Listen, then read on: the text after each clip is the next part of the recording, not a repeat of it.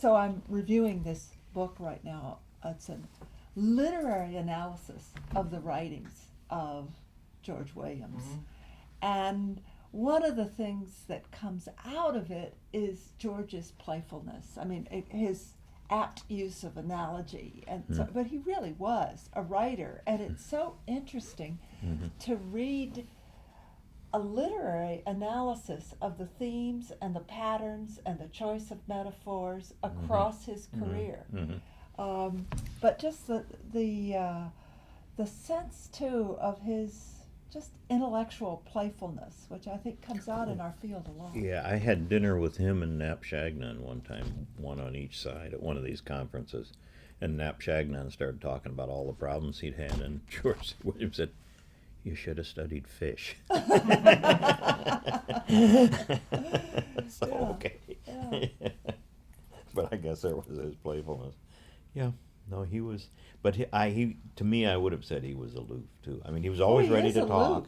and we'd focus right on the intellectual issues and talk science. And the Abe Lincoln analogy yeah, no, is very and apt. some of the pictures, I've forgotten how tall he is, and he's standing up above the rest of Well, them. you can see him standing next to me. He is tall. Yeah. Yeah, that's right. Look at that. And that's the other Bill Hamilton. That's Davis Bill Hamilton. And Peter Moyle, a fishman. Yeah, okay. Yeah, well, he's in the shadows here. Yeah, Okay. yeah. Yeah. Anyway, he's one of, well, Dawkins singles out 4 people as the big thinkers, and he's one of them. John Maynard Smith with his game theory. Dawkins really loves John Maynard Smith and game theory. And then Hamilton and Trivers. Well, and yeah. you know Bob too. He's definitely an interesting person. Lots of pictures of Bob. My goodness, yeah. Yeah. Bob in his office at the MCZ years ago when he was an assistant and associate professor at Harvard. Yeah.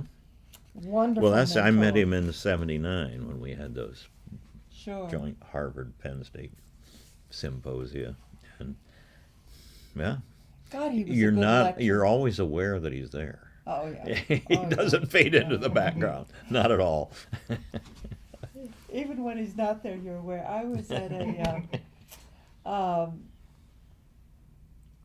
a symposium at Stanford to discuss Judge Richard Posner. You know that he's a federal appeals court judge, a very polymathic, prolific writer, and he had just written a book called Sex and Reason. And what I liked about the book was that here's this high-ranking U.S. judge who had taken the time to read all the literature. I didn't agree with everything in it, but it was good. So we all met there to discuss his book, and Bob was there. And there were a bunch of lawyers there, and the lawyers, predictably, of course, were just reading their manuscripts, and then the rest of us were talking about Judge Posner's book, and Judge Posner was sitting there, very judge-like, very pale and calm.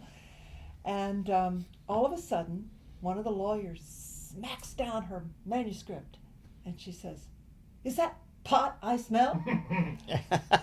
And the room is silent. The judge is silent. Not a word. And then it becomes Bob's turn to present his paper. And he walks forward and he says, "Well, due to circumstances inadvertently revealed earlier today, I have nothing to say." And so, we're walking to lunch later, and I'm a big admirer of Judge Posner. And so I'm walking to lunch with him, and he turns to me and he finally says something. And all he says is, "My, that was a colorful fellow." Yeah, well, that's one way of putting it. Yeah, that's an understatement. I was just going to say, a bit of an understatement. But yeah, when we were in Paris for a conference, I smoked pot with Bob Trivers, and we passed it around. I think there's some other, and I've told students that, and some of them, "You smoke pot with Trivers?" But yeah, what can we say? God, he was a wonderful teacher. When he was good, he was very good. The most engaging, wonderful professor I ever had. Of course, when he was bad, he was really bad. But God, he was a good teacher. Yeah. He gave a really wonderful talk in Austin on We're talking Well- about him like he was dead. Yeah, still that's a getting little troubling. Yeah, Monique, you know Monique. Yeah, Yeah, she wrote sure. a little thing in one of her articles that said, "Bill Irons is now retired, but his ideas live on." And I thought that sounds Yeah. like I'm dead. I'm not dead yet. Burying Your ideas live on, even though you're gone. That's just how warm Bob could be. That's Bob with my daughter, Oh. my first daughter. I show that in lectures as an allo parent slide. Oh, and he can read people really well. Oh, yeah. And a lot of Too people well. Too well, yeah. Yeah, that's right. But I with always the- got along with him, but not everybody did. But he just sees through them. And when he talks about, well, I met somebody, and he tells you what their body language was too, not just what they said. Most people don't do that. He does rewrite. I had a sort of a mischievous experience with a journalist recently who picked up on something that was in Mother Nature, and it's where I told the story about how when Bob Trivers was talking to a journalist back when my first child was born, and he made the mistake of saying to the journalist, well, I think Sarah should stay home so that misery won't keep passing down the generations and spend more time with her kid. And I pointed out, well, look, he had kids too, and he was working, and this is a problem. But I wasn't mad about this. What I was concerned about was whether or not he was right, because this guy was very astute. And furthermore, he was expressing a view that was very widely held. It's just Bob was saying it. Everybody else was thinking it. Bob was saying it. So I wasn't angry about it at Bob, and Bob knew that. So the journalist was trying to make this interesting contretemps between these two people, and I said, no, look, this. I'm just grateful to this guy because he was a great teacher. And so when the article came out, I contacted Bob, and I said, Bob, this is what I actually sent him the email correspondence. This is what I actually told the journalist. And Bob wrote back, and there's nothing but goodwill, and he knew that because Well, as you say, because he can read you me. correctly. Yeah, he read me Yeah, correctly. yeah. He's also really was a white-hot thinker in the 70s. I mean, reciprocal altruism, parent-offspring conflict, one idea after Parental another. investment, Parental sexual selection, investment, yeah, 72. yeah. Between I mean, 72 just- and 74. Yeah, Mm. of the four that got singled out by Dawkins, it seems to me he could argue he was the one that was really the hottest thinker. In a sense, well, Dawkins says Hamilton is he's the closest thing we have to Darwin in the 20th century. Well, he liked him, I think. But Bob was like a shaman. He would delve deep into himself and then come up with these insights. And then, of course, like a shaman, collapse. And it was Yeah. like a trance dance. Yeah. I mean, really. He was remarkable in his introspection Yeah. at a very costly way. I think So- he's had a troubled life, a painful life, yeah. And when I was reading his book, I thought he's not really telling me much about his own experiences. Yeah. I'll give you an anecdote about Bob too. When at the Austin meetings, I have students that have religious problems with evolution, and they want me to, Sure. and some of the evolution will say, oh, anybody that understands evolution won't have anything to do with religion, and I try to soften the blow by telling them that, well, Bob Trivers seemed to believe in God. And I'm sitting here's bar stool in Austin, Bob Trivers is here, I'm here, and one of Knapp's students, John Patton, is over here. And I just said, Bob, I've been talking to my students about belief in God, and I've been telling them that you believe in God. Maybe you can tell me a little bit more about that. And he started leaning over and talking to John Patton and pushed me off the bar stool. And so I said, Bob, I get the feeling you don't want to talk about this. And he said, I'd say your radar is doing pretty well. Yeah.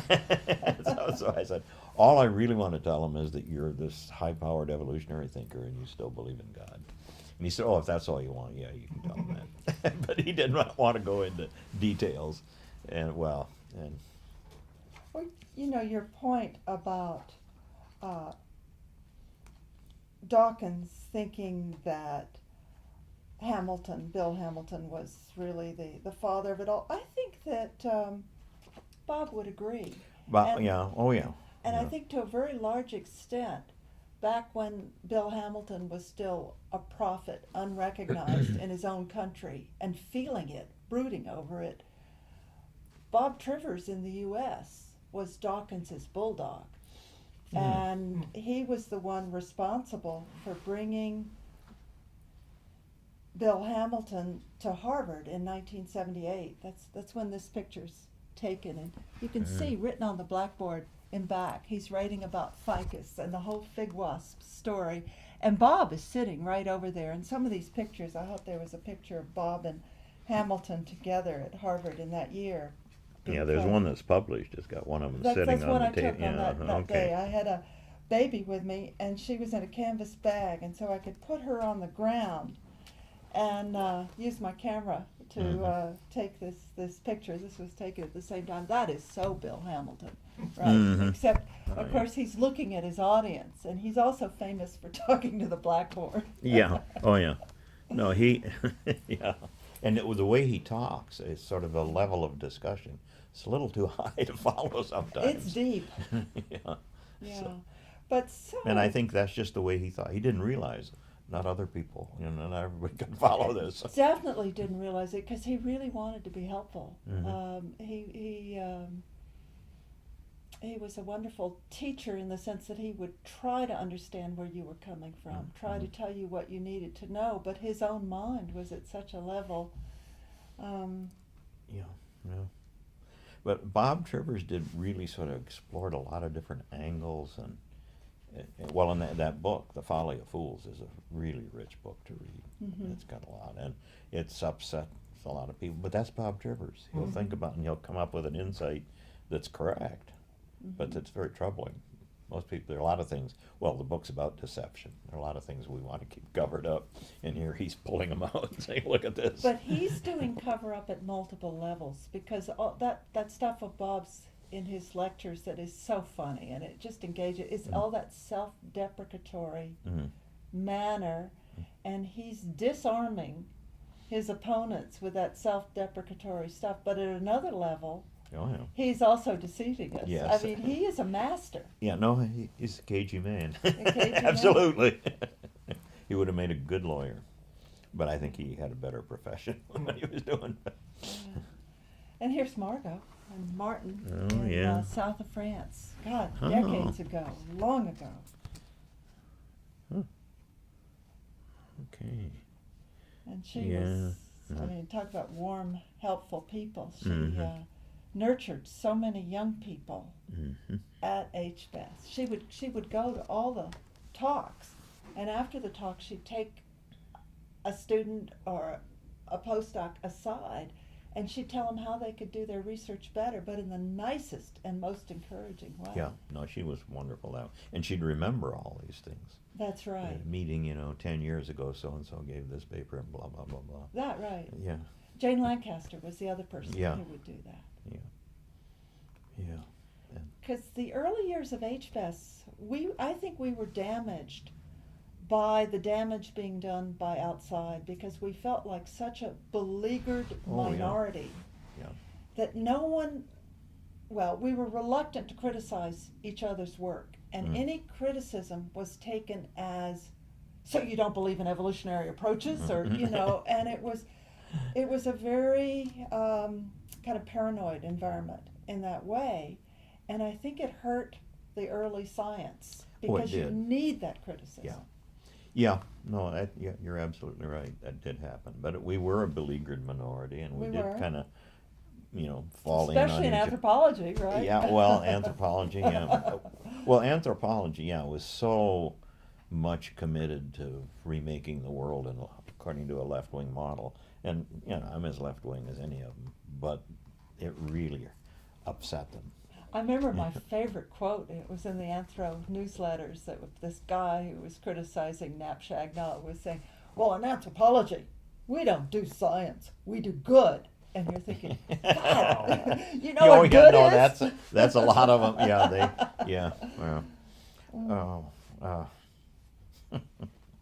Well, one of the in the anthropology newsletter, that was a statement by Jonathan Marks. Said the HBES meeting is going to take place in a in such and such a place in such and such a time was coming up, and he said they're basically a gang of hereditarian quacks, and that that's in the Anthropology News. Well, And I wrote a little. I foolishly, my students pushed me to write a letter complaining, and so they published my letter, but they had to let him answer it, and he said.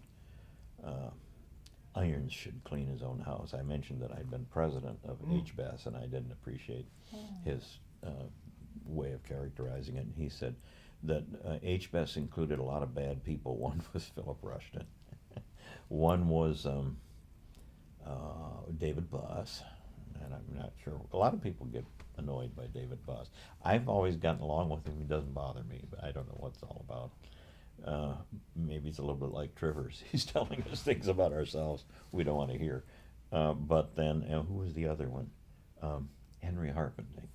And Henry Harpending's sin was to write the most favorable review of the bell curve of any of those written by anthropologists. And so that proved that HBES is a group of hereditarian quacks. but you're an Three odd, examples. you're an odd target because your work with Turkmen and so forth. I mean, you were such a non-hereditarian in the sense that you, although aware of the power of genetic inheritance, you are so culturally oriented, and you're perfectly aware of all the environmental factors that are entering in. So, in a way, I'm glad you were the figurehead for that. We have had figureheads that would have been a better target for John Marks, but you weren't it. No. Well, and when Kitcher wrote his book, Oh yeah, Phil Kitcher. he didn't say anything about me. Yeah. And I wanted to ask him, is that because you thought I wasn't important, or because I wasn't vulnerable? He was a cagey man. Oh, but he's gone over the tipping point. He's not anti-sociobiology. No. And he'd like us to forget that book, which. Good, I'd like to forget it. I like it. Well, as a specimen, there's this woman, Janet Radcliffe Richards, wrote a book on how to. She's a philosophy. Yeah, how I've to heard think. her. Yeah, it's very good. And she uses all the arguments against sociobiology as examples of bad reasoning. She says, so I had a treasure trove of bad reasoning. And her comment on Kitcher's book is, he never offers any evidence at all to support his main thesis. Which I thought, well, kind of a damaging criticism. But then she goes on and says, but he's done a lot of other good work later, blah, blah, blah. And I thought, yeah, in the hierarchy of philosophers, he's up here, she's down here. You gotta say nice things. Well, we are on film, Yeah. Yeah, well, as I said, I'm about to turn 80. I've sort of, putting up a front's not worth it anymore. Well, Knapp Shagnon's nephew, Marcel Shagnon, interviewed me in Nashville, where he's a filmmaker. He does rising country and western stars. And I don't know if he'll finish. He's going to do a movie that's an answer to Joseph Padilla's Secrets of the Tribe. And I just talked away, and then afterwards I thought, maybe I said too much. And so I wrote him an email saying, it's one little part, I hope you can edit that out. But who knows, yeah. But, well, yeah, when you get old enough, there's not much point in hiding anything anymore. I'd love to get something on film before you die. Well, they're doing it here.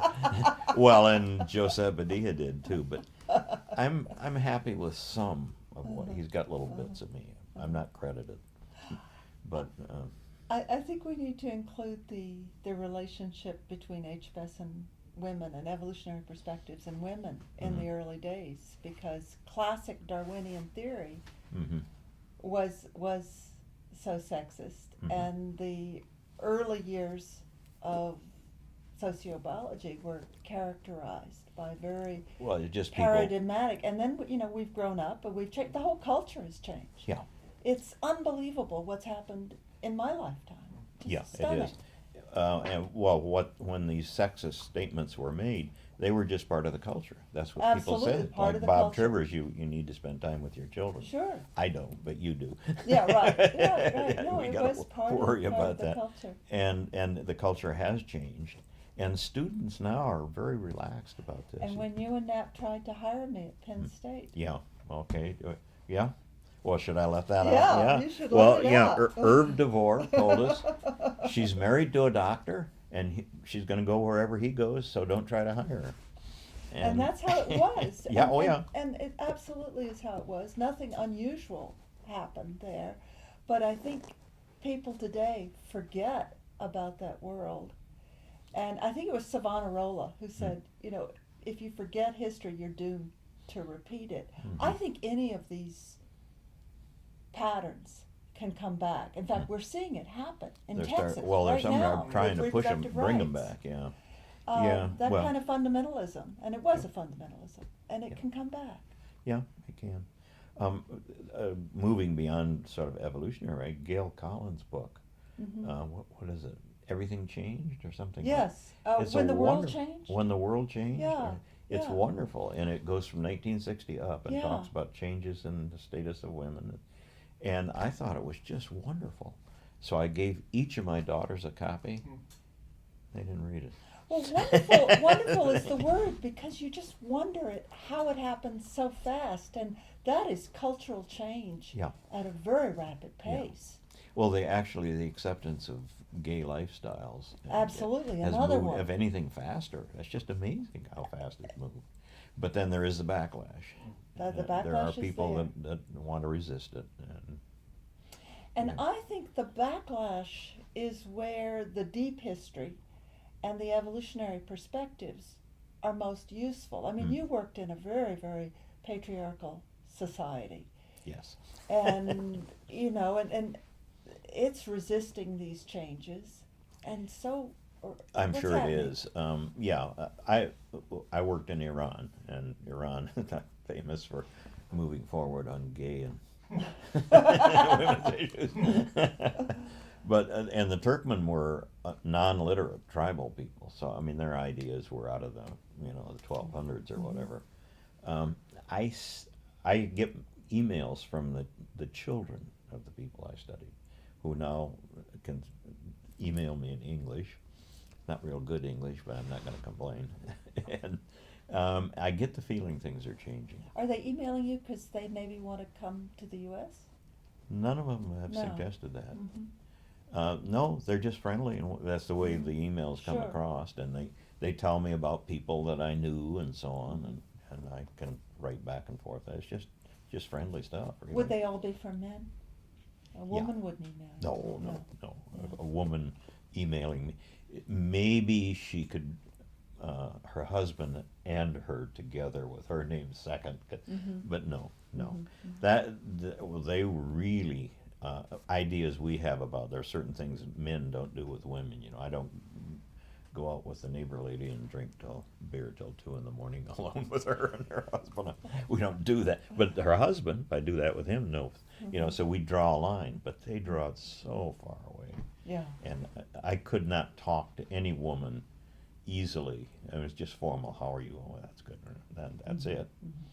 Unless she was past her childbearing years. And then some of these like old auntie types I could talk to.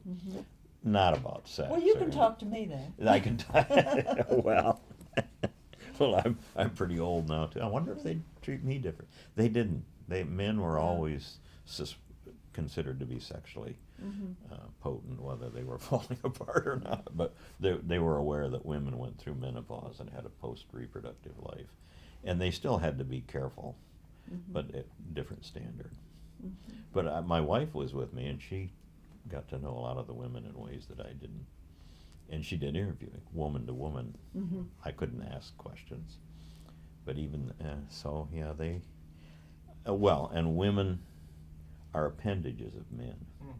All women belong to some man, and they're an independent woman would be some horrible perversity. Well, they say widows are a danger to the community because they'd like to have sex. What? Yeah, these guys imagine that women want to have sex all the time. One of the interesting things about sociobiology and HBES is that among the main criticisms of what Wilson and others were doing in those days was that it was sexist. It wasn't just politically we were retrograde, sexist and racist. But when you stop and think about it, it was really this Williams-inspired, Trivers-inspired focus on selection at the level of the individual that helped to expand evolutionary theory to include selection pressures on both sexes. And it's a very different set of problems that we're talking about today. And so selection pressures on females came in, and this conference, so 2013 HBES Miami, so many of the talks and the plenary addresses are about infant development and children and selection pressures on infants, and that's something actually George Williams was pushing for very early on. I can remember we co-authored a paper, and it was an act of generosity on his part to sort of support a younger colleague on biology and the double standard. And we were writing about evolutionary theory, leaving out women. He inserted a paragraph that only years later did I start to appreciate about wouldn't it be a good idea if we were also paying more attention to selection pressures on immatures, which we also were beginning to do. But that was all the initial push of evolutionary theory to focus on selection at the level of individuals. And now, of course, we're talking more about groups again and multi-level selection, but the theory itself has become more inclusive. We're starting out from a different place. Yeah. Oh, yeah. Well, and it is. We're creatures of our culture, and our culture has changed. It's amazing. We are. And you go back 30 years, and there was that TV program where a guy got hit by a car and knocked him back into 1970, and you realize, how many things were different. How We'd many forgotten. things were different. Yeah. And he was a policeman, and he asked a woman to come up and summarize the case they were working on. Yeah. And she was extremely embarrassed because everybody thought a woman couldn't do this. And she wasn't just a policeman, she was a member of the Women's Auxiliary Police Force or something. And they all made jokes about it. Now here's a woman telling us, and she was angry with him for. But now, on a police show, I suppose it's television, probably real police. If a woman's working on a case, she'll tell you what it's about. Well, they're trying out for the special forces. Whatever you call them. And the younger generation of people coming up don't, like my daughters, they don't understand what. No. And there is the issue that they don't know the history. They might repeat it. No, But they and, just- and they take reproductive rights totally for granted. Oh, yeah. Well, who would mess with that, Yeah. It's because they're not thinking. And they take gay lifestyles just for that's the way it is. Oh, he's gay. Okay, fine, no problem. Or sex. Transgendered people are now numerous, including our friend Mildred Dickman, one who's of now Jeffrey. the truly great sociobiologists, Mildred Dickman. If she were here, you'd be interviewing her today. But now Jeffrey. Yeah. I've talked to Jeffrey a couple of times since he's turned into Jeffrey, and it's I've never. I said, you've been both a man and a woman. Can you tell me what you've learned? I think the testosterone has affected his memory, because when I emailed Jeffrey recently about Mildred's superb work on sworn virgins. Remember that essay she wrote about the sons in families that didn't have sons, they'd have a sworn virgin daughter who would take on a male role. Just a wonderful work. It was after her trilogy of wonderful papers that she did on hypergeny. He didn't remember any of it. But what's even most interesting, of all is how much trouble we have accommodating these transitions, because we're primates. And we really categorize people very early on in childhood. Are they a male or a female? And when that changes, it throws us for a loop. We have trouble adjusting. Yeah, we do. Yeah. And it's hard to talk about them. Which pronoun do you use? Oh, I always get confused. Yeah, I do too. Yeah. Well, so anyway, it is. And one of the questions did anything that happened at HBES surprise you? Which I had never asked myself, but I think my answer is not really. It's growing, it's healthy, it's big, it's thriving. And I don't remember thinking when I was trying to get it started, help working with Randy Nessie to organize the first meeting, that I was thinking, I hope this thing lasts and gets bigger. You assumed it would. I was just focusing, yeah, and it has. I don't know whether it's surprised me, but it's pleased me how inclusive we've become. I mean, the fact that we have political scientists, child development people, linguists, but we've lost on biology. We just picked up some biologists. But remember the early days, we were anthropologists, evolutionary biologists, animal behaviorists, mostly studying cooperative breeding. Yeah. Those bird people. Yeah, Martin and Margot were animal behaviorists. Yeah, absolutely. Yeah. Well, a lot of them. Yeah, Dick Alexander was crickets. Ed Wilson it was. And we lost ants. them with a great influx from psychology, and I'm not quite sure why. The journal changed its name. And I remember I was the only vote on the council, as usual. I was voted down, which is fine. But I did not want the name changed from ethology and sociobiology to evolution and human behavior. And it was two reasons. One, I wanted, of course, primatology and animal behavior in there. But I also worried that, did this mean that if someone wrote a paper and the conclusions were, well, this is really due to historical factors, not evolutionary factors, or environmental factors, or chance, then does it not belong in the journal because it's not evolution is the answer? So scientifically I was a little worried about I the actually change. was against that change too. I don't You didn't vote? Yes, I did. I voted against okay. it. It was in Nap Shagnan's backyard in Santa Barbara that we discussed it. Okay. You were there. You were on the council. I was there. Yeah, we And- lost. And yeah, we lost. That's right. And David Buss won it. He wanted that changed. Yeah, yeah. I was afraid he was going to suggest evolutionary psychology and I was going to argue against that, but he didn't. Yeah. But it happened.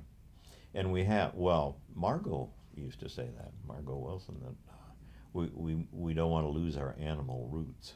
We don't want to lose our animal It's roots. absolutely true. We don't, but And, we are. Yeah, I think people forget that we are animals and primates, and there's aspects of. There was a time when evolutionary psychology seemed absolutely non-evolutionary because there was this sense of fixedness. But that's changing. I mean, that part is very good. I don't know if I'm surprised since the beginning of HBES because I expected that kind of intellectual growth, but there was a time when I was really kind of despairing. And we have grown past that, and we have matured, and that's been very good to watch. Yeah, when I started doing this, thinking about this, doing research, teaching, whatever, as well as being involved in starting HBES, which actually came a little later. There was a long period when we were doing it through other vehicles. I thought my cultural colleagues who think it's evil and politically right will understand eventually. Yeah. And they did, but I thought they'd understand in like 5 or 10 years, but it took more like 30 years. Well, it's Planck's principle. The people that were against it died, and other people replaced them. It's a real example of Planck. Well, some of them retired, like Richard Lewin's retired. He doesn't make noise much anymore, but he's not dead. But Richard Lewin is an interesting case. I really am not at all convinced that his objections to what we were doing in the early years was purely political. I think it was male-male competition, and I think he just couldn't stand all this attention to Wilson. And I would definitely say the same thing about Gould. He expected to take on Ernst Mayer's mantle of the grand old man, and along comes this book with a very similar title, Sociobiology: The New Synthesis. And whoa, and because when you think about it, a lot of the things that were said by evolutionary psychologists would have pushed the ideological buttons of Richard Lewin much more than anything Wilson was saying. Wilson's problem was that the anthropologists didn't vet his chapter 27 closely enough, because he gave to Herb and he thought Herb was going to read it. Herb doesn't read, so too bad, guys. All the mistakes are in there, like women stay home, men go off and hunt. Irv knew better. That was his field study that showed that women were bringing in 60% of the calories. So, it just didn't get corrected as it should have. But Lewin should have objected big time to what some of was being said in Evolutionary. He was silent as a lamb. Oh, I think you say male-male competition. I hadn't thought of it that just Well, of course not. competition among scientists. And it's true, most of them were male that had high status back then, so it was male.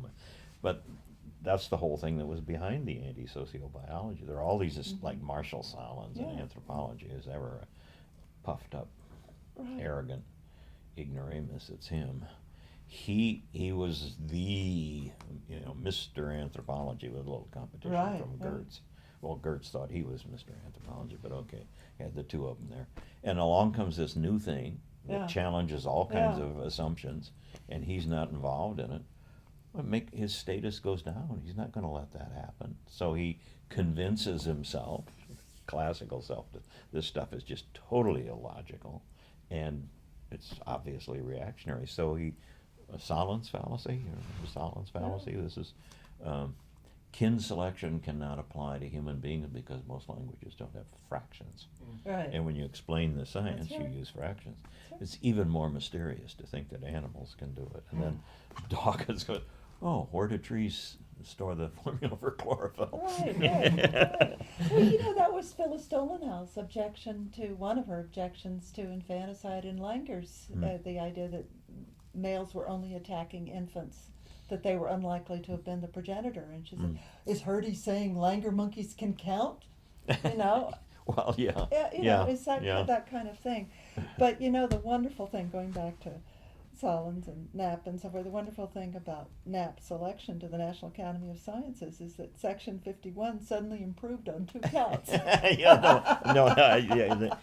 Yes. I made that observation too, but I don't know where Marshall is now in his thinking. I mean, he's old and he's retired now. He's puffed up as ever, though. Oh, but I think he thought there was going to be some kind of a big earthquake when he resigned, and I think a lot of people said, "Oh, good."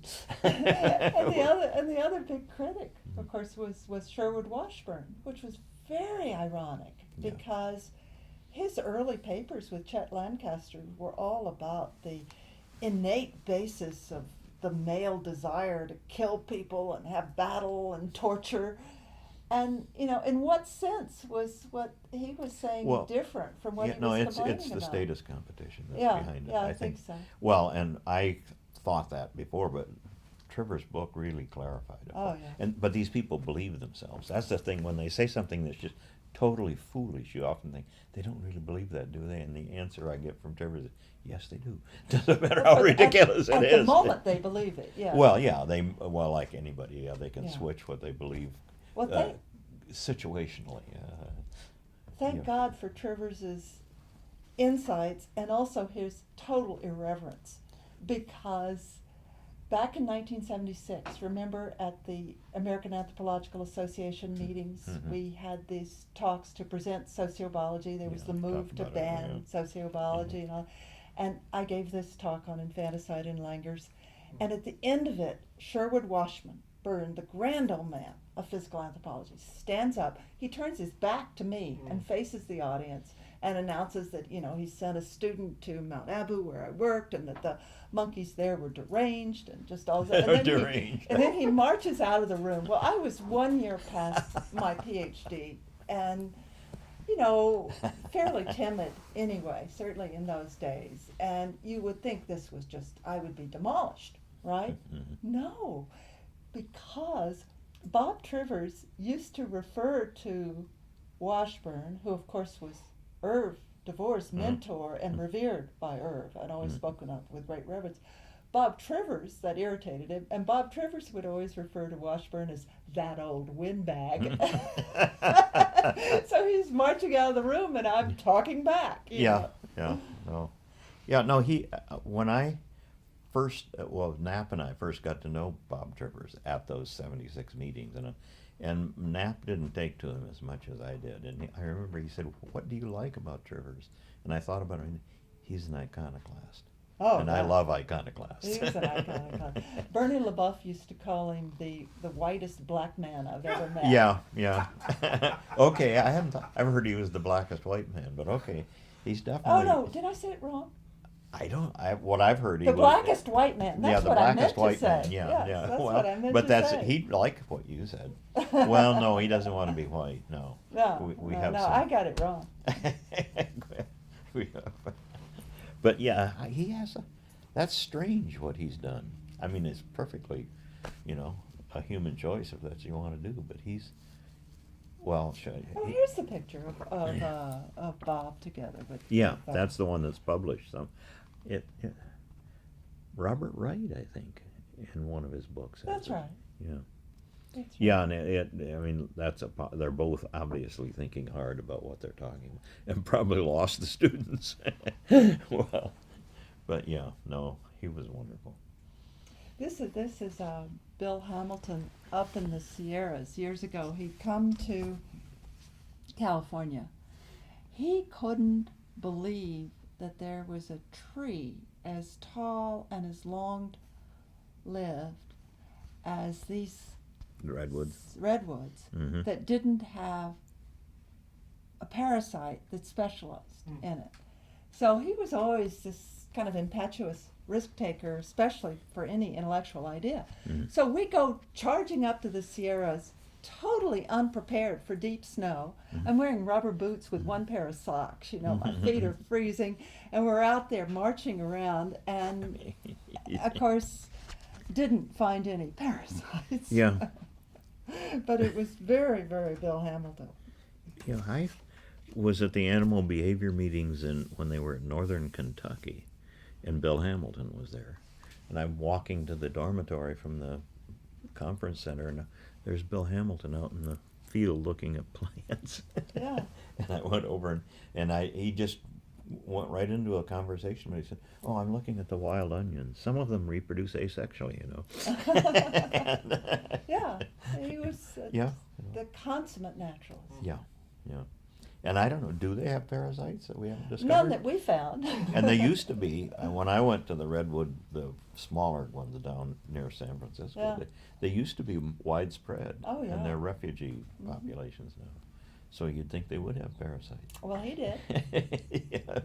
Maybe we just haven't looked hard enough. I had my most ignominious moment coming down from there because we passed Moaning Cavern. Have you ever heard of Moaning Cavern? Mm-mm. Mark Twain said it took me as long as it took a pebble to get from the top to the bottom to decide I wanted nothing to do with this place. But so we're going by it, and there's a sign, and it says repelling. Did you know Bill used to be in the Army Corps of Engineers or something, and he was an expert repeller? No, it doesn't surprise And me. because he loved risk, and so he decided, oh, let's go repelling. Mhm. Well, I didn't even know what repelling Yeah. was. Pretty repelled by now. Once you found out, you knew you didn't want to do it. So Dan was there, and Bill, and we go down, and I'm not, of course, typically paying attention to all the apparatus. And I get down to the bottom, and I think I've done it. I think, what's the big deal? And then they say, keep going. And you look, and there's a little hole at the bottom.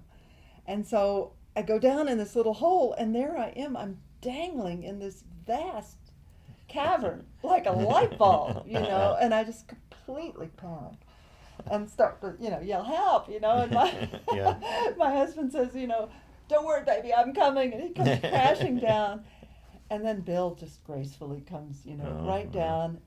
He never said a word. It's like he didn't see it, But he was very good. And of course, he's famous at Oxford for his risk taking on his bicycle. Yeah, he'd argue with automobiles on his bicycle, yeah. Which most of us don't do.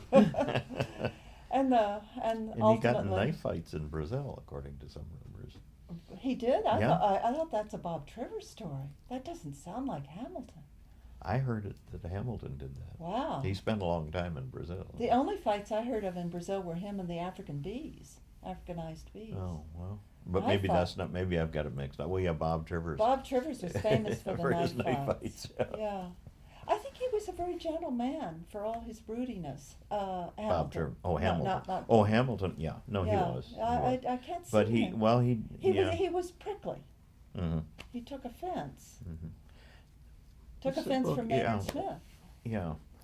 What's the name of the man that preceded Hamilton in thinking about kin selection? Hrdy. Price. Well, Price. Price, yeah.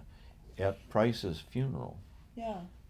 the minister was talking about how Price wasn't a good man because he'd committed suicide or something, and Hamilton interrupted him and told him he had it wrong, which is prickliness. I mean, when he thought people had it wrong, he was going to tell them, and he did. And he was a good friend of Price's, evidently. He was. He Yeah. was. And Price, well, one story is he found evolution so depressing that he committed suicide. I don't find that plausible. I think there must have been internal issues Oh, beforehand. Big time. when people commit suicide, there are always internal issues, I think. Well, I don't know. remember the opening? I've never committed suicide. The opening line of sociobiology. Oh, yeah. It was suicide is like the big question, and Which was, Camus' idea. Yeah, The big right. question is, why not commit suicide? yeah, strange. And Wilson said, no, it's kinship. Altruism, Altruism, that's right, altruism. which of course Price and Hamilton had a whole lot to say about. Yeah, yeah. No, those stories that circulate. Well, that's the one about John Maynard Smith being a Soviet spy. I'm not sure I believe that. Yeah. One of the reasons I asked Christopher Babcock, who could verify this story? Well, John's dead. Well, it turned out nobody could except him.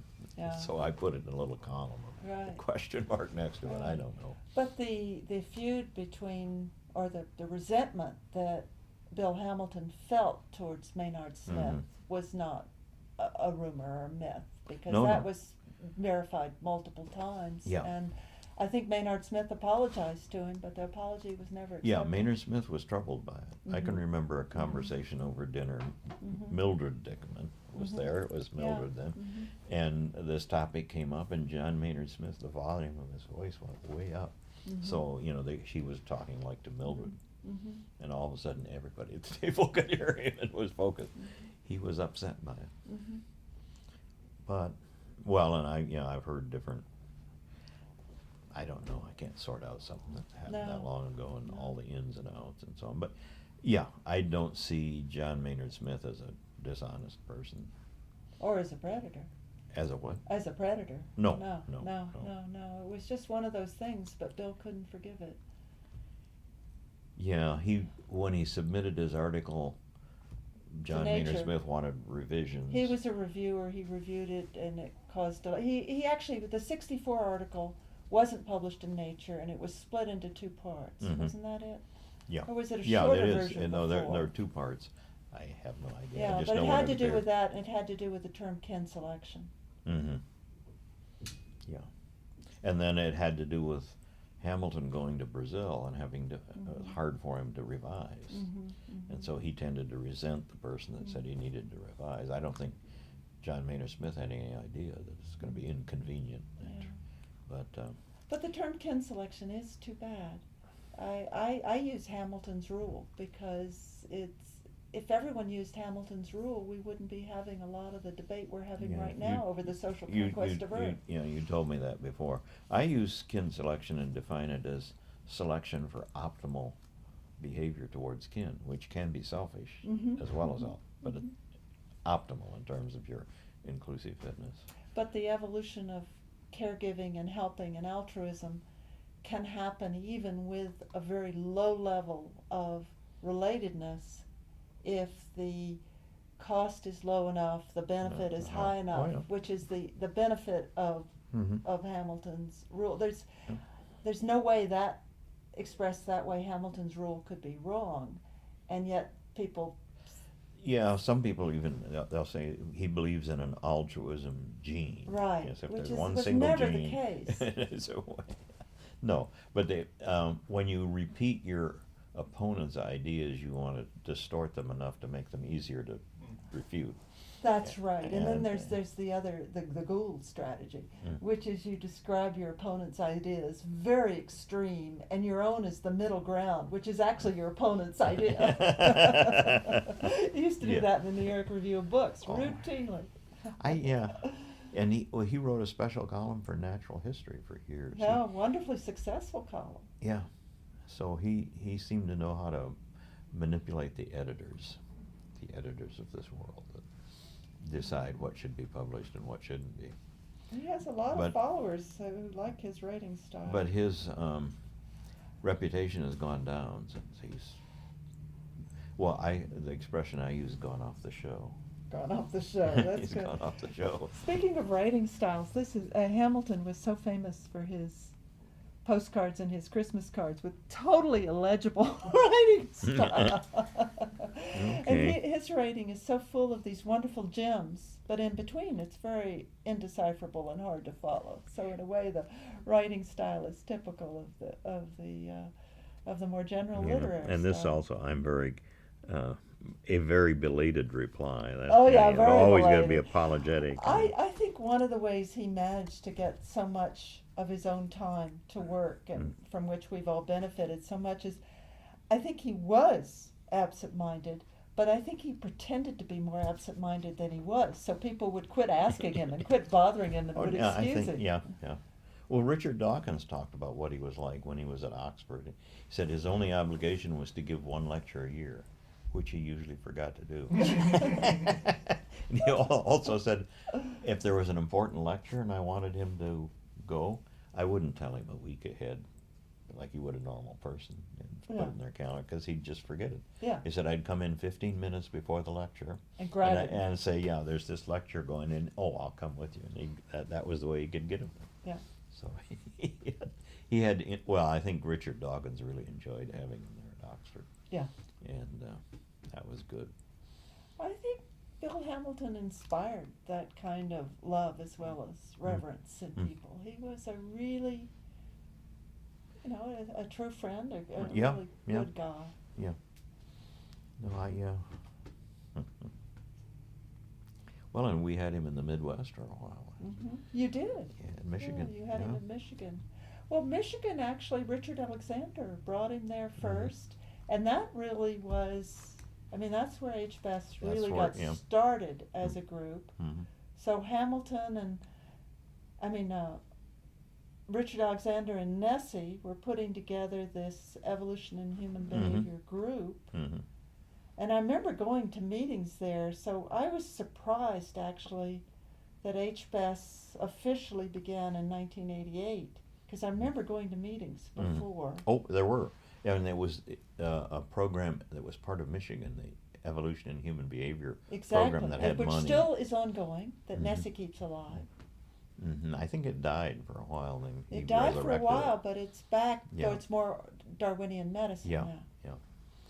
Yeah, and there were meetings, and then the word was out somehow that we were hogging the attention or doing something wrong. So when we organized the first meeting at it had to be at Northwestern, not Michigan, Right. to make it clear that it wasn't a Michigan thing. Okay. And Dick Alexander know that. was not to come at all.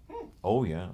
I thought it was one of the cicada years, and he had to be at cicada country. No. Maybe that was true. Maybe, Ah. but no. I talked to him. I said, "You really should be here." No, it's got to be dissociated from me. Well, for a there while. was some dean at Michigan Yeah, that was Fry. very, Willie I think Fry. so. Yeah, That was very instrumental. yeah, and he gave money to this thing, but then he went to Emory and Ah. set up a thing there, which was different. It didn't really happen. Mm-hmm. But Emory was going to put cultural anthropology and evolutionary biology together. Okay. And that was Dean Willie Fry's idea. The cultural people that they I didn't selected know didn't that. really want to do it. That makes sense, though, because evolutionary work did build up Mm-hmm. at Emory about that time. Yeah. Mel But- Connor, Kara Worthman, all those people Yeah. were there. Yeah. But their focus was different than Mhm. the HBES Mhm. focus. Nothing wrong with it, but it was different. Mm-hmm. And a lot of the cultural people there were very, we hired two people that came out of Emory, biological anthropologists at Northwestern. Who was that? Tom McDade and Mhm. Chris Kuzawa. Oh, Chris Kuzawa, there's a live wire. Yeah. I loved that Philippines study Mm-hmm. Yeah. of showing that, just really nailing down with that longitudinal study, that being a father and intimate contact with an infant leads to increases in prolactin, decreases in Yeah. testosterone. And we'd known it for marmosets for 20 years, Mm-hmm. but it took us till 2000, these two women, Mhm. Wynne Edwards and Story, Mhm. documented in humans finally. But it was Chris Kuzawa who nailed it down, because you need that gold Yeah. standard, that Yeah. longitudinal study. Yeah. Oh, that was beautiful. Yeah. it Good is. move, Bill. Good move. Yeah, well, we do. We have an excellent, and they emphasize evolutionary medicine Mm-hmm. and health outcomes. Yeah. And they are under the wire. When they came, there was still sociobiology was still a bad word, and they Right. went right. under the radar. It still is. Not nearly as much, though. At Northwestern or other places? Other places, everywhere. Well, no, there's a book that just came out sort of criticizing Bowlby and attachment theory, and on page 2, it sort of says, Hrdy, a sociobiologist, believes such and such, that mothers only are caring for their infants, which is so different who's from the author? I can't remember. I don't need to know.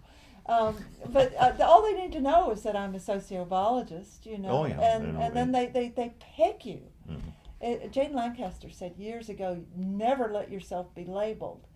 And I can see why she said that, because it makes sense.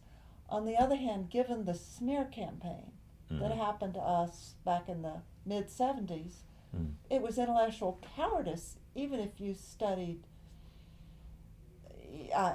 anything, literature or whatever, not to raise your hand and say, I am a sociobiologist, because it was so unfair. I used the word at first, and then I tried to dodge it, but it might have well had it tattooed on my forehead. Nobody can ever forget it. Oh, no one can forget it, and we need to use it. I think it's sort of, it's intellectual cowardice to retreat from the term Okay. because of what happened. And sociobiology has always been very broad, but people identified it with genetic determinism or Nazi Germany Well, or whatever they yeah, wanted I mentioned to. there was a whole, in the secondary literature, image of sociobiology that had no relationship to the real thing. None. But it was there to beat up on. And the critics of sociobiology cited that literature, never the Yeah. original literature. They weren't going to cite what you were actually writing about the Turkoman, Yeah, no, they wouldn't want to. Wouldn't want to do that. Yeah. Well, I've been using the word again lately, but now people don't know. People outside the field. No. They don't know what it is, and then you tell them, they think, oh, okay. Yeah. Nothing Wilson, wrong with that. Did you ever look in the index of, I think it's consilience, under evolutionary psychology? No, It I says don't. evolutionary psychology, C, sociobiology. Oh, see, well, he says that into sociobiology evolved into evolutionary psychology. That's what, yeah. So it's And the same thing. I think there's truth to it, because John Tooby was his student. There's truth to it, but well, evolutionary psychology is not the only evolutionary discipline around. I mean, No. anthropologists who study evolution are sometimes not exactly evolutionary psychologists. No, absolutely not. Yeah, there's What are even we? this one character that criticized the EEA. Remember this idea that's so precious to some. Well, and I think the environment of evolutionary relevance, your term, is a good one. Yeah, but it's actually supposed to be a plural thing, so that different adaptations have different relevant environments. Yeah, so it's not just a substitute Mhm. for the EEA. Right.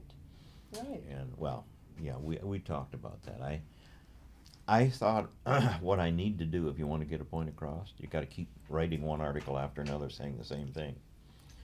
And I don't feel like doing that. I've never been good at that kind of No. manipulation, but I should No. write another article and explain it again. And it's a multiple thing. Mhm. Well, Martin Daly didn't like that, Mm. and I he didn't thought I know. was dumping on. Well, he and Margot and I had a discussion at one of the places in California. I think it was when we met at Davis, and they told me that I've been wrong, Mm. and that mismatch was a real thing. And I pointed out I didn't say mismatch doesn't occur. It's all about mismatch. They had an image of what I'd said in their heads that wasn't at all accurate. And, well, actually, it was easier to persuade Margot than it was Martin. Right, well, Is there a that's- male-female No, thing? but- difference here? But there was a meeting in Ottawa in, I think, 2003, organized by, this is terrible, I can't remember his name, our albino colleague from Simon Oh, Fraser. Chuck Crawford. Yeah, yeah. That's awful to remember that. I mean, Just but got okay. that from the place. Yeah, But, yeah, no, a lovely man. Yeah, yeah. Anyway, he wanted me to explain the And that ARE. wasn't Ottawa, would it? It would be in No, it was- Vancouver. No, well, there may have been some in Oh. Vancouver, but no, this was a meeting in Ottawa. Mhm. And I asked Martin what he thought about it after I'd given my talk explaining, and he said, "You make too much of it," Mm.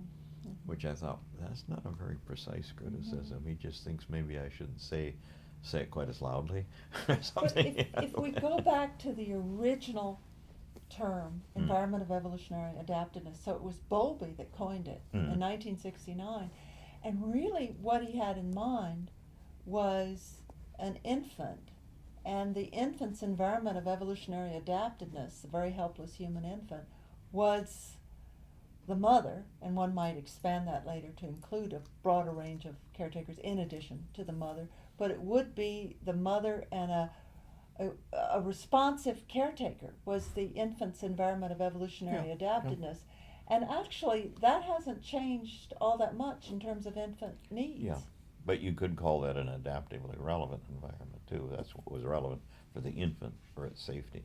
Mm-hmm. But, the mother or the father might have other things that they're Mm, concerned about. And there would be absolutely. other elements of the environment that they were dealing with. Absolutely. But Bowlby was single-mindedly just thinking of it from Yeah, the infant's yeah. perspective. Robert Hine told me when I sent him my thing about the Yeah. ARE, he said, I was one of the people that was involved in defining the EEA. He was. But I think it's gone too far. Right. He liked my ARE. Well, Bowlby in those early days was very impressed by, for example, Lorentz, and he had Lorentz's idea of imprinting in humans, Mhm. which actually took hold for a while, but as you know, was a very bad Mhm. idea. And it was Hind who drew him back from Mm. that, and actually, I think, did make Bowlby's paradigms much more evolutionary. I mean, he No. really educated him about No. ethology, introduced I him to didn't know Harlow, that, for yeah. example. Yeah. Horrible Harry Harlow. Mhm. Yeah, people don't talk a lot about Hine, but he was very, Very Very- influential. very And he influential. trained a lot of, Yeah. I mean, in my field, of course, he trained Goodall to the extent that she was trained, Fossey, Harcourt, Mhm. Alexander. Yeah. And played he's a a very role. nice man too. Oh, very, Mm. very fatherly, very, very nice. In fact, he talks about that Yeah. the parent-child relation between, yeah. He's got something like 13 or 15 grandchildren. Mhm. He told me, he said, it's too many. I can't remember their birthdays. Oh. It's this- He's lovely, yeah. Trained, I think, Cluttenbrock was partly his. Mhm. Monique was involved with him when she went back, but she was at, where is he? He's at Cambridge, He's at right? Cambridge, I never yeah. can tell. King's College. Yeah, and she was there too, and Mhm. when she was writing her dissertation. Mhm, mhm. So, well, have we? What else? What else Let's would see you if there are like? any more pictures. Oh my goodness! Yeah, that'll get me going. Oh, John Hartung. Oh, yeah, I was going to make a quote from him having to do with culture and genes. He's got one that I like. He said, culture and genes are usually co-conspirators. And he's right. Oh, that's They- very good. They He was exactly full true. of good stuff, you know. Yeah. He was full of good stuff, and he's still going strong. He has a website. No, I'll have to check it out. More Hamilton. Yeah. This is the Sacramento Wildlife Preserve. That's a nice portrait. Mary Jane West Everhard. We haven't talked about her, but she hasn't really spoken at HBES, has she? No. She did last year, maybe. She's been very influential for me, for sure. Mhm. You got a good collection of pictures. I pulled them all out. Just I don't know if I got them all. Knapp Shagnon was always good at taking pictures. Yeah. I don't like taking pictures. That's Marlena Zook. Oh yeah, yeah. When we were coming, I've never forgiven her. When we were coming down, I was falling down to the bottom of that cave. She Mhm. laughed. Oh well, okay. Yeah, she did that interesting work on paternity confidence. That the fact that the evolutionary psychologists were blowing up the numbers.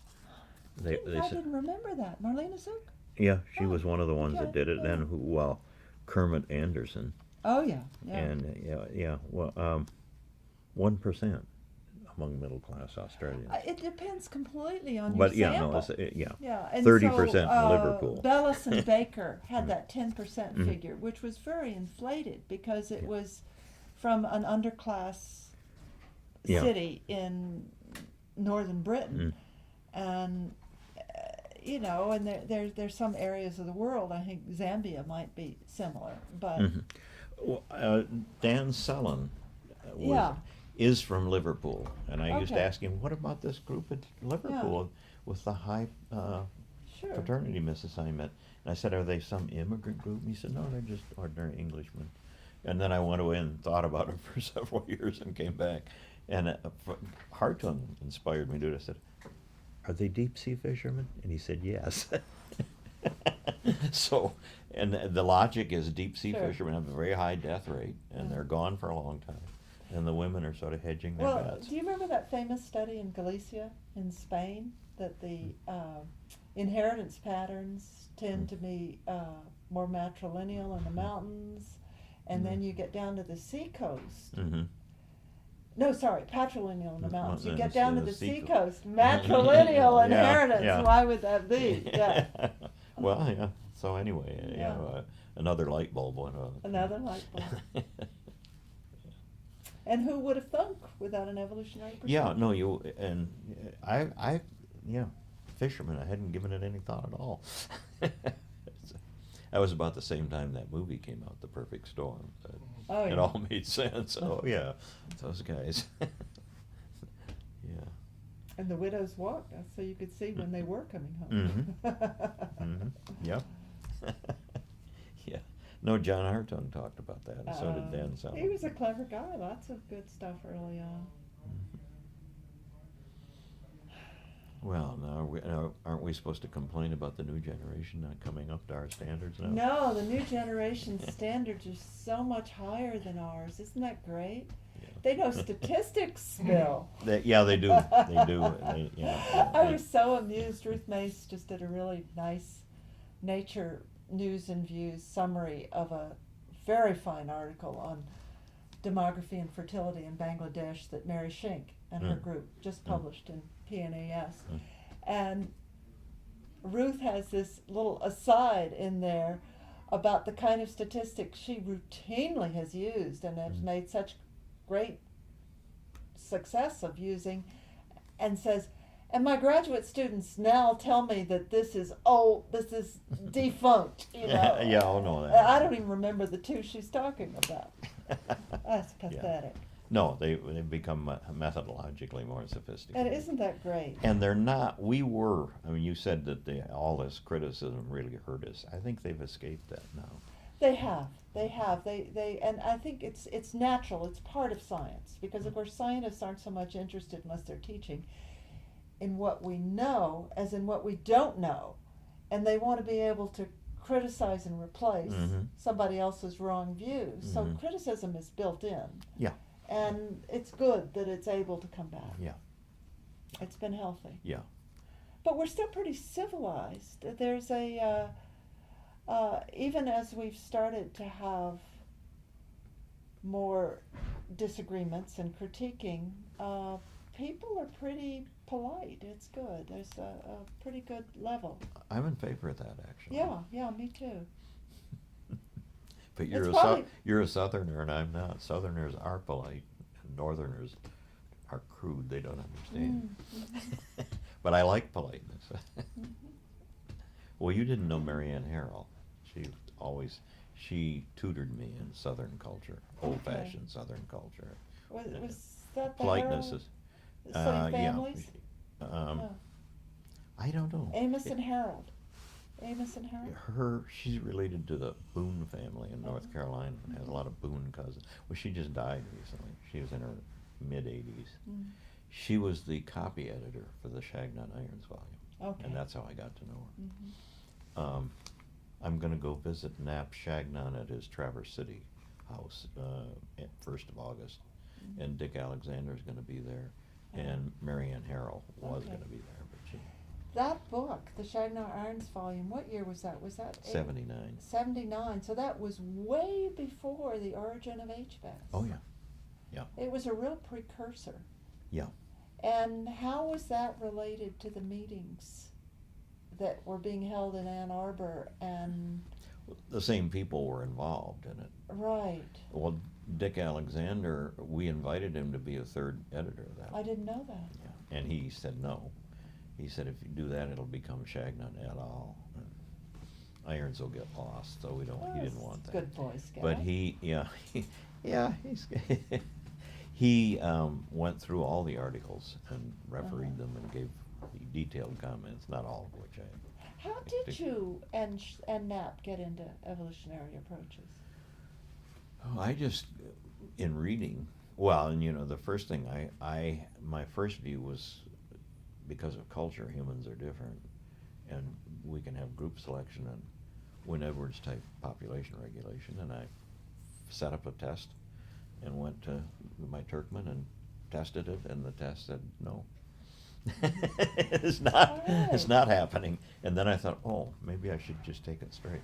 Well, And then I started talking, and Knapp and I had been friends since graduate students, talked about our field work and so on. And then I went to Penn State, and we started talking, and we both thought, the more we incorporate evolutionary thinking into what we're doing, the more things make sense.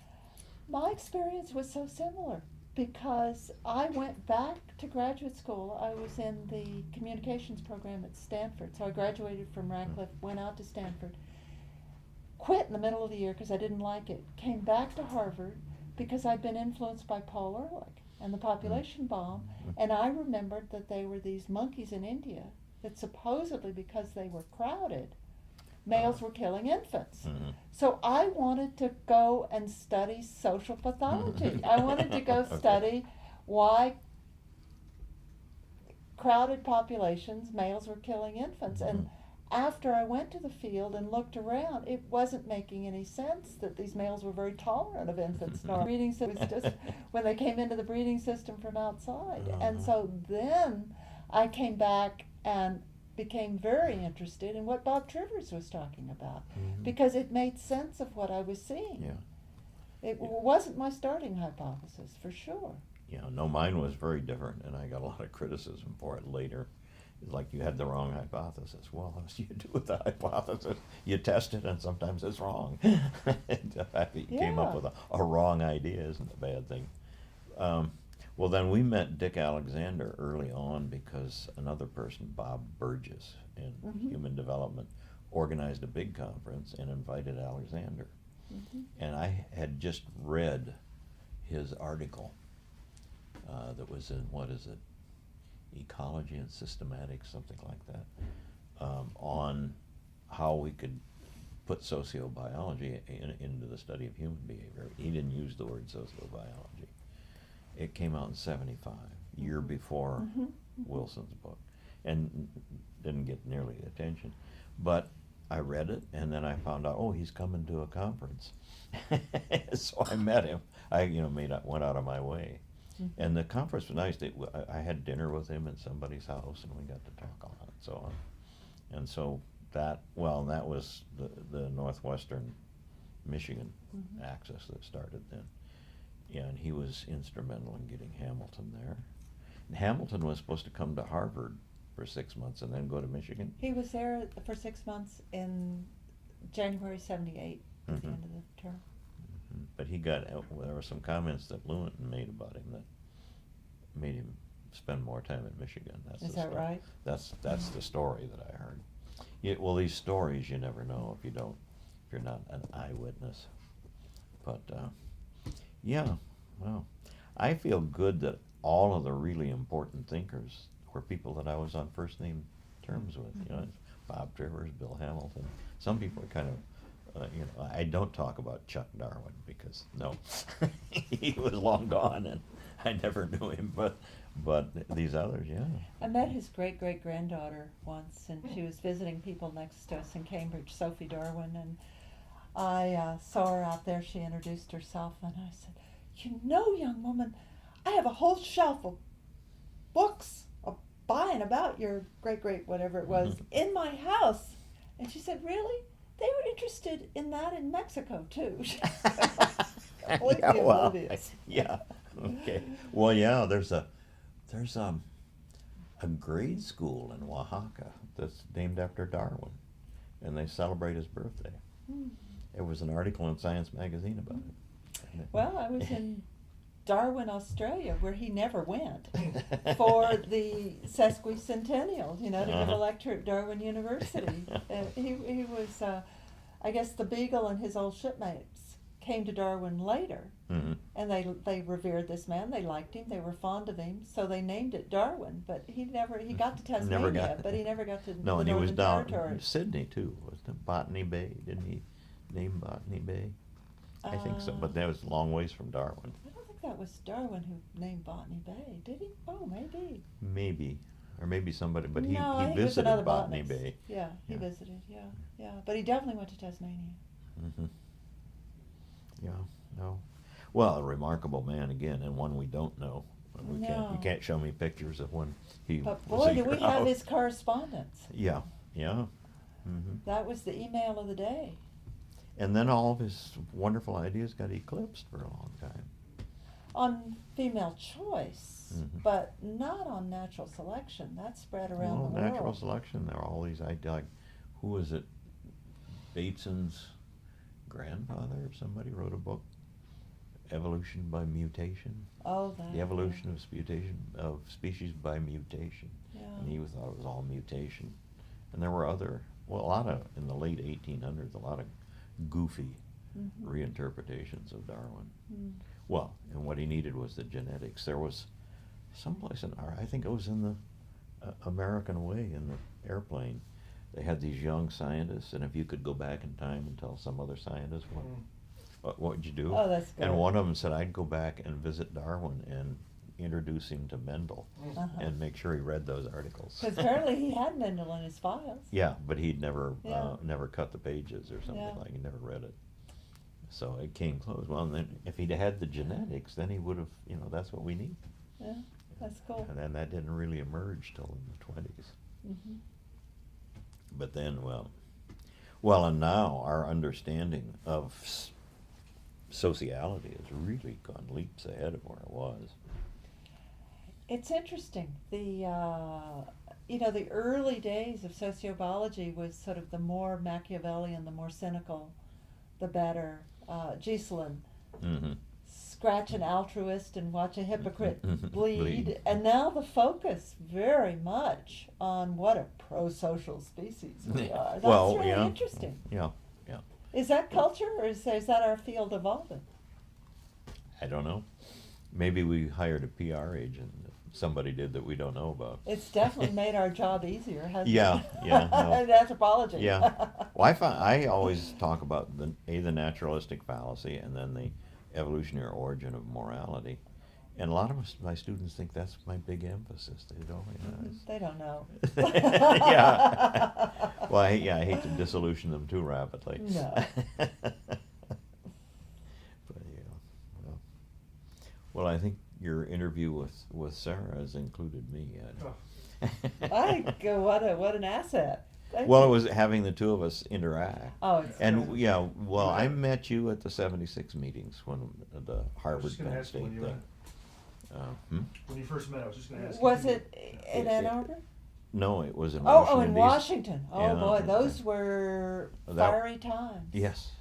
And Margaret Mead stood up to defend us. Yes. I don't remember. I never the understood why. specifics. Well, I heard a story from Ed Wilson that she and he had dinner, a steak dinner one night, and she told him point blank, as only Margaret Mead can do, no holds barred. A lot of those were really my ideas. Oh well, yeah, that I imagine. But she got a bad rap. I think Derek Freeman gave her a bad rap because, she was very sympathetic in many respects to biology. Mhm. Yeah, she was. She was wrong about a lot of things, Well, but everybody but- else was wrong back I mean, then, who too. else's PhD thesis from the 1920s are we still raking over? Yeah, no. Yeah, she did defend us, and I often wondered why that. And Marshall Salmons did, too. Tell me the specifics of that. So it was. She said we don't do book burning. I don't remember the specifics. What I remember, and it may not be the whole thing, is that if we condemn sociobiology, people will read it as a condemnation of Darwinism in general, and we don't want them to misread it that way. That was a good. It was a good argument, yeah. Yeah. And Marshall Salmons got up and said, if you condemn these people, they'll turn into martyrs, and it'll help their status, so don't do it. Yeah, that's what he did. Well, Marshall Salmons is a very subtle guy. Turning into martyrs, I think, did hurt us scientifically in the early years because of that beleaguered. Oh, yeah. Yeah. But he was thinking in a different way, that it would be No, good PR for us, and Right. that he didn't want that to happen. But if he could have hurt us, he would have, and it did. Well, he wrote that book. He The really use believed and that abuse of crap of- that's in that book. But I have to tell you, I was in the basement of William James Hall when Marshall Salmons came Mm. to give the book was in press. Mhm. The uses and abuses of Of biology. biology, yeah. And Salmons was delivering this lecture, and Wilson was right there, like on the fourth row. Mm. And at the end of the lecture, he didn't raise his hand or contest or anything. He just walked out of the room gently, as was his manner, with a Cheshire grin on his face from ear to ear. And I think what he must have been thinking was, holy cow, if that's the worst they can do, I'm all right. Well, okay. Yeah. Well, but that book is so foolish. It's so just foolish. Amazing. That, Joan Silk made mincemeat of the Yeah, adoption yeah, arguments later yeah. on by showing, look, a lot of them Yeah. were kin adoptions. yeah. Well, but his latter part of it, too, is still cultures invent things to preserve themselves. Bourgeois culture has invented sociobiology to justify itself. And it's so, like a culture Ooh. makes decisions and decides to do Right. things, which is the way he Right. thought. That's the Which way is I was the taught. famous Mildred Dykeman said, there is no culture. But the idea of he was of course tapping into critiques of social Darwinism and the confusion of social Darwinism with Darwinism Mhm. proper. And I have to say, I see social Darwinism resurfacing all the time. I Yeah. think Lawrence Summers, for example, at the World Bank and president of Harvard, I think one reason he was so attracted to Steve Pinker's ideas Mhm. is that he's basically a social Darwinist. Steve is not. Steve's more sophisticated No, than that. Steve, no. Steve is not. But I think that was the attraction. I think social Darwinism is alive and well. I run into it now and then, yeah. And Yeah. people will just, they'll say, oh, well, you're a sociobiologist, that means you're a socio-Darwinist, right? No. Well, they're not so crude as that often, but they attribute social Darwinist ideas that, if so-and-so is well off, it's because they're really better, somehow inherently better. They will attribute that. If you're a sociobiologist, you must believe that. Yeah. Oh, Which yeah. is painful. No, you often get told what you must believe. What you must believe. Painful. And I you don't can't even know what I disillusion them. You can't say, no, I don't believe that. It doesn't have any effect. it's painful. You must believe that. Well, And you're we've gotta- responsible for that belief. You've got to answer for it. We need to do better on general education, that's all. And it takes a long time to understand an evolutionary approach. It really does. Yeah, and a lot of sort of popular things That's don't. right. There was a Nova thing about human evolution, and it was just awful because Yeah. they said bipedalism occurred when this ancestress of ours, they're being politically correct with that ancestress, who was probably Lucy, how they would know that, climbed down out of a tree and decided to be brave and walk across the open plain, and ever since then we've been bipedal. I think that's not the way natural selection works. And a lot of these things, if you listen to I just also watched a movie for a movie course, Inherit the Wind. Mm-hmm. You wouldn't know what Darwin's theory was from that No. movie. But actually, it's not that bad because Clarence Darrow doesn't argue we have to accept Darwin. He says we have to have freedom of thought. We have to be able to think for ourselves and draw our own conclusions. And William Jennings Bryan, that's okay if you do that as long as you realize the Bible is the incomplete truth. But yeah, it's not explained where it should be. And I work hard on that in most of my courses, and I tell them there's going to be an extra credit question. Explain how natural selection works. I want you to be able to do that. And since they know they're going to have to do that, they're going to be graded on it, they learn it. I love that book, The Beak of the Finch. Oh, yeah. Pointer. Yeah. I think it deserved the Pulitzer Prize. Oh, I think absolutely. it should be assigned to every undergraduate in the Yeah. United States. Yeah, I've got it on my list of optional extra credit readings. But, yeah. Well, and yeah, books that we should plug. The Folly of Fools, Robert L. Trivers. Excellent. And Beverly Strassman, I don't know how she always gets in as much trouble as she did, but they sent a man to come and talk to her, telling her not to use that book in her course because it's anti-Semitic.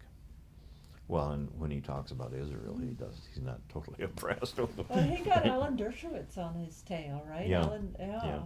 For that. But I've never had somebody come and tell me I'm using the wrong No. books in my course. No. That's pretty That's weird. That's But it's a book that does set people off.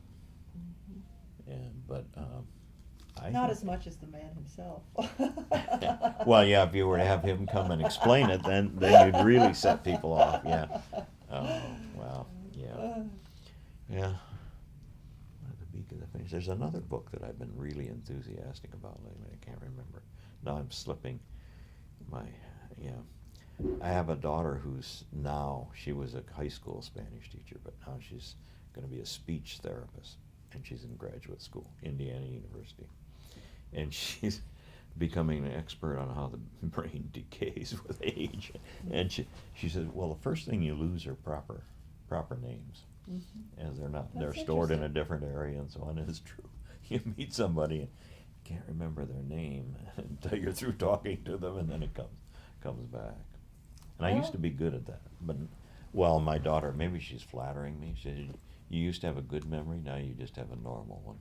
Well, proper names would be something that entered the repertoire relatively late, but of course so did language. Yeah, right.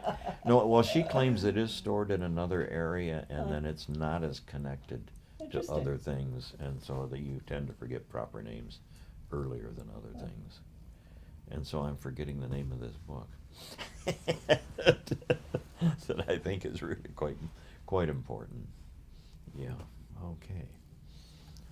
Well, should Folks, we be that winding was, this down? That was gold. Here, is there anything we missed? Anything? Oh, I'm sure. One thing I would We'll like to think talk of all about, kinds of Sarah, brilliant you things wanna- we should have you said wanna- later this afternoon. We may have said some things. Oh, I'm sure. I've But you're 80, quit so you're worrying okay. about it. What are I they have- going to do? I have 10 more They're years going to than you deny do. me tenure? Is that I'm what they're going to do? 67, so I've got 10 more years than you do. You're not even 70 yet. Oh. I'm on my way. No, Yeah. do not disturb things. Yeah, you're the same age as my wife, actually. Okay. I robbed the cradle, some people tell me. And my response is, if you can get away with it, why shouldn't you? Well, Bill sewed it up. And it's harder. Okay. Hope But you didn't yeah. get that. Good. Do you wanna just do it like this with this setup? Okay. Hold on. I'm gonna do. I just wanna make sure that I'm not. This microphone. Yeah, we never did kick that, I don't think. Well, that's still pointing where it's supposed to point. So it should be right there. Just. Do you need to get close-ups of these pictures too? We will need to get Okay, close-ups of yeah. the pictures. Do you wanna ask? I was going to go to some talks this afternoon, but I've decided to forget about it. This is fun. This is fun, I yeah. will. I'll go find out what I missed and pay the piper later. Alright, I so don't have the Barry, patience for a lot I have of one talks question for you anymore. guys. For Sarah in particular, Bobby Lowe discussed the obstacles she faced as a woman trying to do evolutionary science early on, and I'm guessing you have some reflections on that as well. Well, I think Bill addressed, part of it was so of course I was my advisor's first woman graduate student, and within anthropology proper, actually there was a history of women, and my undergraduate advisor at Harvard, the great Mayanist Evan Vogt, because my early work in my first book was in the structural analysis of the myths of Maya-speaking people, so I was working with Vogt. Voti's what we called him. Voti was very supportive of women and used to it, but the closer I got to the natural sciences, the fewer women they were. And then within evolutionary approaches, not only were there not women represented,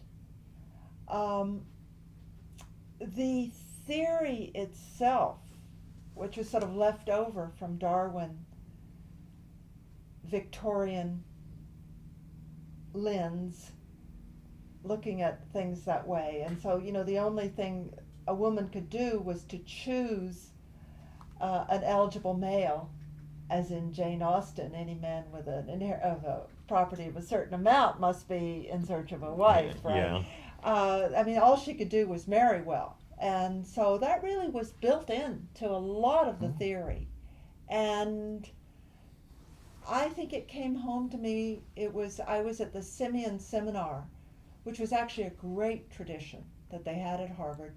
And the reason it was such a good tradition is because sort of the old boys would go off talking and having beer, and girls would just be sort of left out. But the Simeon Seminar was just a very casual thing, and you came if you were interested. So being interested, I was eligible to come and be part of it. And I believe it was Robin Fox was coming, and he was giving a talk, and he was talking about Levi-Straussian ideas about how women were exchanged between groups.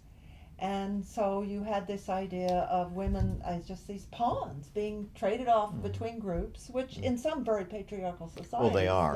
But the younger men also. There's an age thing, and they're slightly better pawns. And we were sort of getting into the sort of the biological basis of this. And I remember writing in my notes that night, this is what it must feel like to be a black person at a lecture on Ku Klux Klan and the niggers. And, I had such a privileged background. Though I grew up in South Texas, which was plenty patriarchal. So I was both embarrassed by my privilege, but unaware of how much I was basically in the throes of this. I mean, my family knew who I was supposed to marry and all this stuff. And so it was just really eye-opening for me. And it actually set me off on this course to really begin to think about it. I was so innocent of feminism. I did not know what it was. I described it in an essay I wrote, Empathy, Polyandry, and the Myth of the Coy Female. You asked in your list if there's an essay that I liked that I wish more people had read. Well, at the time, it was the only thing I ever wrote for a feminist audience. It was Ruth Blyer's conference on feminist approaches to science. And none of the women there knew what to make of it.